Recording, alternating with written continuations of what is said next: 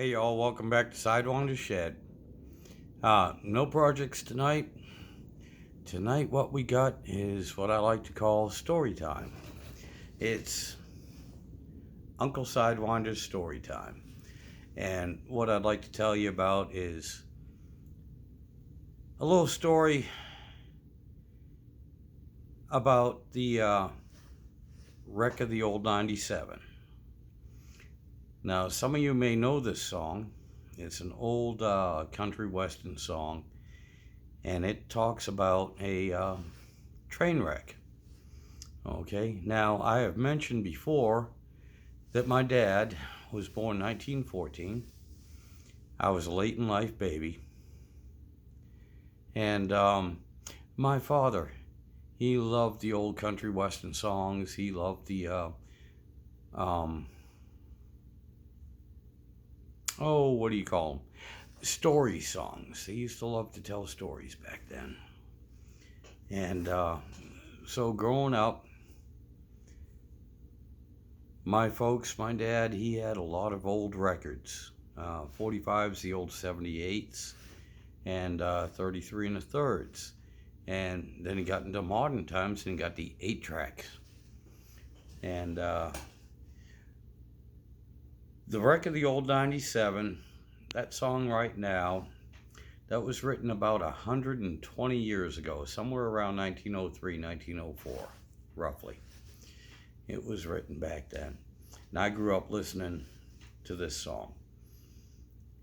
And it's done by a whole bunch of different artists. I mean, there's all sorts of different versions. And to be honest with you, I've heard about 10 or 15 different ones through my dad's collection. But I love that song. And those of you that are not familiar with it, like I said, it talks about a train wreck. And how it goes is, it was a mail train. It was delivering government mail. And it started in Monroe, Virginia. And it was going to Spencer, North Carolina. And they were running real late, running way behind schedule. And so the engineer, Steve, he was told by his dispatcher that he had to get it down to Spencer on time. Okay. And so he's throwing the coal. This is an old steam engine. He's having his firemen throwing the coal right to it. And they come over the top of a big old mountain. Well, depending where you're at, they come across the top of a decent sized mountain. And it's got a good steep grade. And they lost their air brakes. Yeah, believe it, in 1903 they had air brakes on the old steam engines. He lost the air brakes, and he ended up wrecking, jumping the track in this gorge right by Danville, Virginia, and they crashed. And one of the things that always confused me, and I couldn't understand, was one of the verses in the song. It was talking about the wreck. And the verse goes like this, and I'm not going to sing it because I really can't sing. But one of the verses said, "The telegram came into Washington Station, and this is how it read. Your brave engineer that was running 97 is laying in Danville dead." Now, even as a young child, I didn't understand how he could be a brave engineer. He didn't do anything brave. Basically, he was foolish and reckless, and he was speeding on a track that was not designed to handle the speed he was on. And he crashed the train and killed his crew and himself. And I mean, this was even said in the song. They found him in the wreck with his hand on the throttle, scalded to death by the steam. So that just put this in my head that it was a good song. I loved it. But there was no way he could have been brave. He was just being foolish. Speeding. And he crashed and died. I don't remember ever asking my father about this, but I must have. Because a while later, and it was quite a while later, but still I was very young. I was about 5, 6 years old. And my dad, he worked on the railroad. Like I said, he loved these songs. But I went with him one day. He had to go see the paymaster or something like that at the old train depot. Just a little ways away from the rail yard that he worked at. And right between the rail depot and the yard he worked at was this club called the Eagles. You had to be a member to get into it. And it had a bar and some pool tables, and I think it was a 2 or 3 lane bowling alley. Anyway, they had great hamburgers and shoestring potatoes, French fries. Well, we left the depot and we walked across the tracks and went to the Eagles. And my dad said I could get a burger and some shoestring potatoes. Anyway, we walk into the Eagles and my dad's like, "Oh, there he is." I had no idea what he's talking about, but I heard him say, "There he is." He goes, "Hey kid, there's somebody up here I want you to meet." Okay, all right, Dad. So he takes me up to the bar, and there's an older man sitting there. He must have been about 12, 15 years older than my dad. And it's kind of ironic because back then, I was about 6 years old, 5, 6 years old. I'm pretty close to my father's age that he was back then. 57, 58 years old. But anyway, my dad introduced me to this guy, or introduced this guy to me. He said, "This is my son, Mark." I don't remember the man's name. I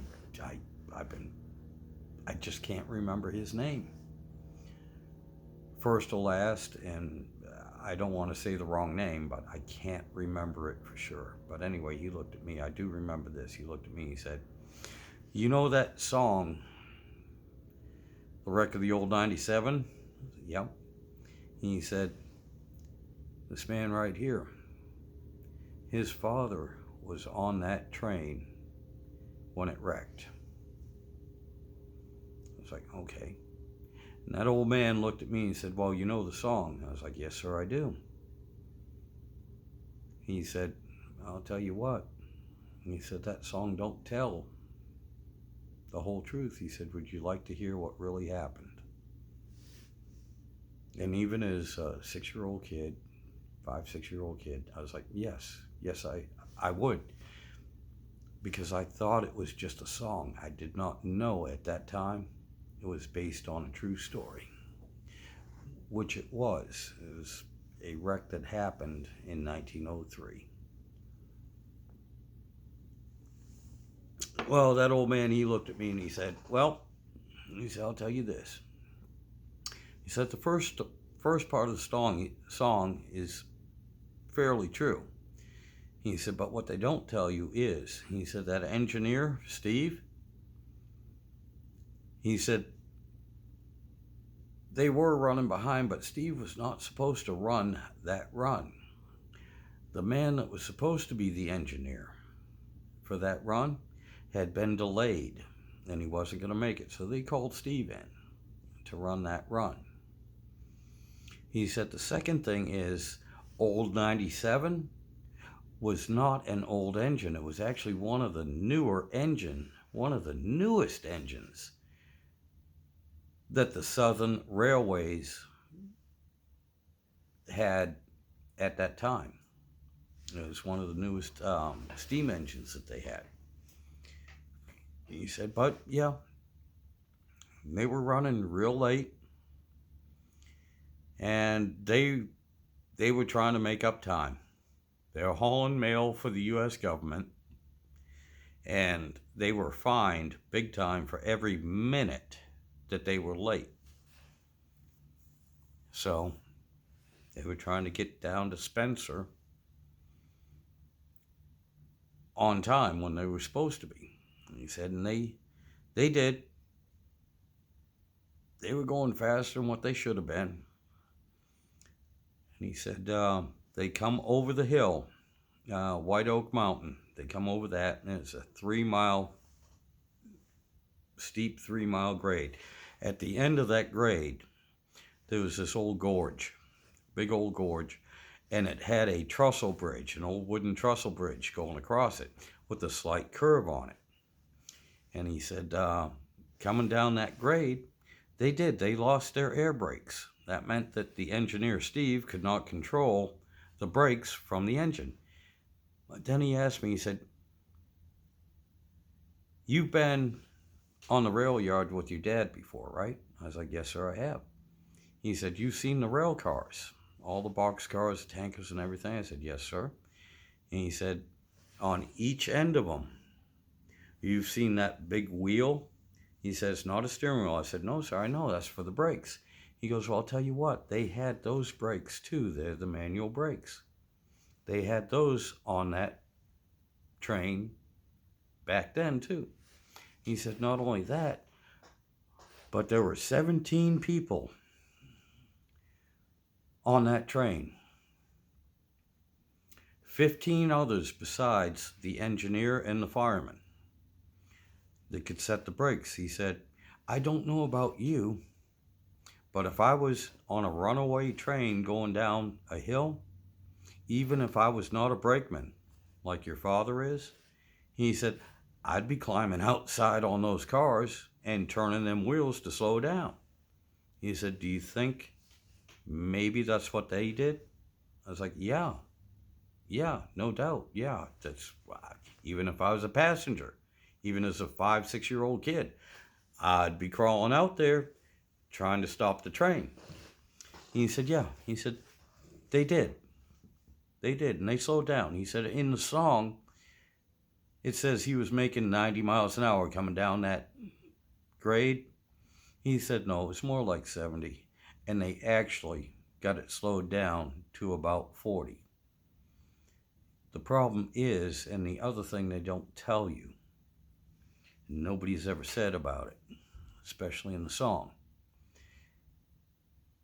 is that they slowed down enough, they would have made it across the gorge. There was a slight curve, and then the trestle bridge. They would have made it across there. What they don't tell you is right after that was a sharper curve. And the rails, the tracks, were raised above the buildings because they were just getting into the outskirts of Danville. And he said the train was still higher than the tops of the houses and the schoolhouse and everything that was right there.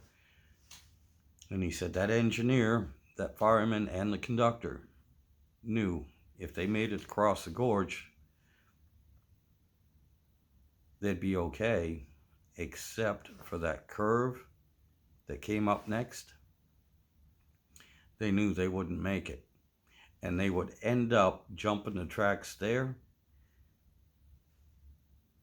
and wiping out a bunch of houses, maybe the schoolhouse, and basically they would end up killing a lot of innocent people. Men, women, and little kids like you. Well, he said, the engineer decided they couldn't do that. And he passed the word along to stop putting the brakes on, because they were going to jump the track and go off the rails at the gorge instead of at the outskirts of the town and taking out, killing innocent people. And the old man said the word was passed down. And not a single man complained or argued.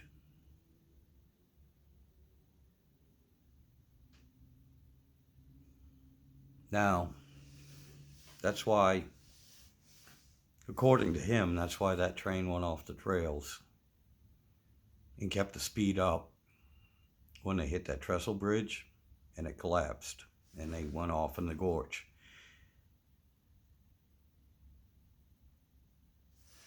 Out of 17, there were 11 that died, that perished in that accident, in that wreck. 6 survived.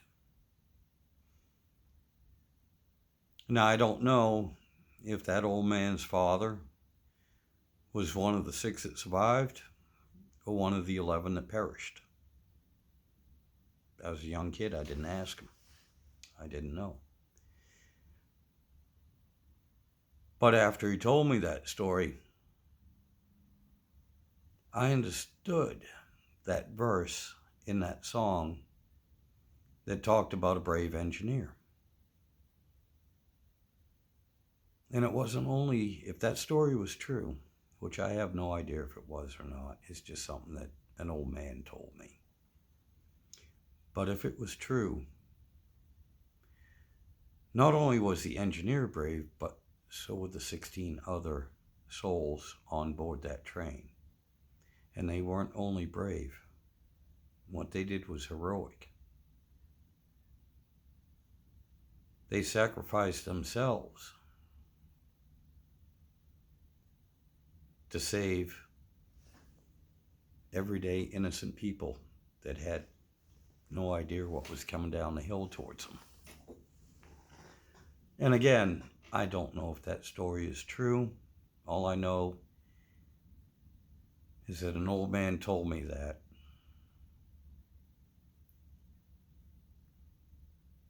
And the people around him, a bunch of old railroad guys, normally,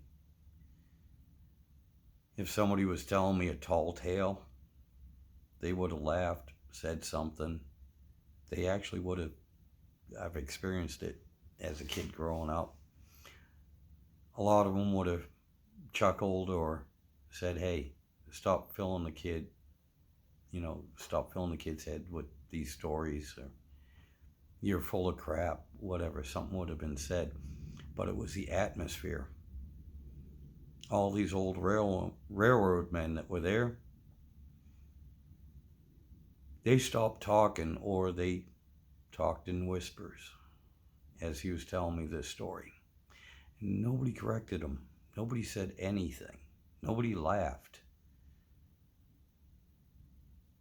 And again, the story might not be true as he told it. Maybe his father was killed in that wreck. Maybe his father was one of the survivors. I don't know. But I'll tell you this, I believed him, and I think he believed the story too. And nowadays it's hard to imagine. I know a lot of people find it hard to imagine that, given the choice, would you save yourself? Or would you sacrifice yourself to save others, and you don't even know if you'd save them or not? You wouldn't even know them.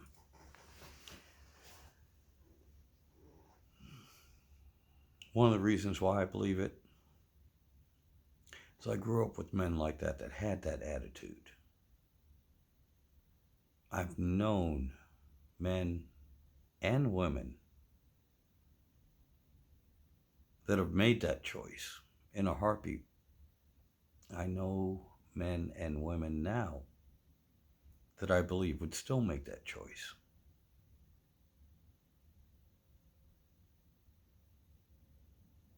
But again, I don't know if it's true. It's just a story an old man told me over 50 years ago, over half a century ago. I can't tell you his name. I only met him the one time. And anyone that might have known him that I know personally, all them people are gone now. But it made me understand and appreciate that one verse in that song about the brave engineer. And if that story is true, you're right. He wasn't only brave, he was heroic. So were the other 16 people on that train. Anyway, that's it. That's Uncle Sidewinder's story time. I'll tell you what, I got a few other stories about my dad, if y'all would like to hear about them, about how he ended his education by making malt liquor in the one-room schoolhouse, about how him, my uncle, his brother, used to take an old Jenny biplane with floats on it, fly to Canada, fill the floats with Canadian whiskey, fly it back to Maine, land it on a field next to a lake, and there would be somebody there to pump out the Canadian whiskey, and this was during Prohibition. And, you know, I got a few other stories about my dad that were handed down to me. And take them with a grain of salt if you want, but they are entertaining. Leave a comment. Let me know if you'd like to hear some of them. Anyway, that was just one I wanted to share with you, because working on my grandson's toy train set here, and also with the train wreck that's been going on here recently in Palestine. Yeah, Palestine. It just kind of seemed relevant. And as far as the wreck of the old 97, two things you can do. You can Google the true story of what happened to it, and you can Google the song. And I mean, there's a plethora of people who have done that song for 120 years now. Anyway, again, I want to thank all my subscribers. I really do appreciate it. And again, you put up with somebody, an idiot like me, that's telling stories. But I do appreciate it. I hope you found this one interesting. Y'all take care. Have a good evening. We'll catch you next time.